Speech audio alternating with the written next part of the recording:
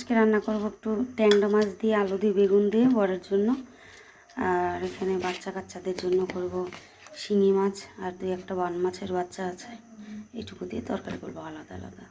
লবণ হলুদ দিয়ে মাখিয়ে নিলাম, ভেজে নেব। মাছগুলো কিন্তু বেশ বড় বড়, পেটের মধ্যেও তেল আছে। আমি অবশ্য খাই না। কড়াই গরম হয়ে গেছে,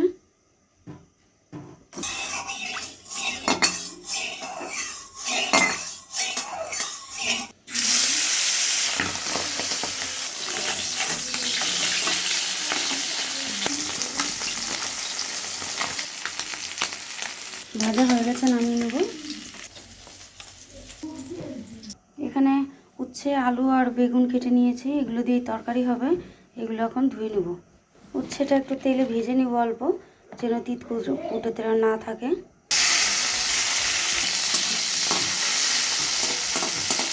এর ভিতরে কয়েকটা লঙ্কা ফাটিয়ে দিয়ে দিলাম। করলাগুলো ভাজা হয়ে গেছে, উঠিয়ে নেব।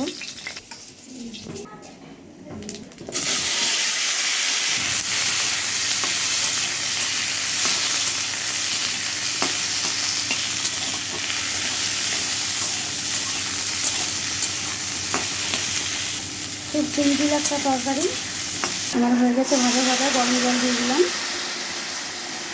যেটুকু ঝোল রাখবো, অল্প ঝোল রাখবো। ঝোল ফুটে গেছে, মাছ আর এই করলাগুলোও দিয়ে দিলাম, এখন ফুটবে। এটা কিন্তু একদম প্লেন তরকারি একটা, খেতে কিন্তু ভীষণ ভালোই লাগে।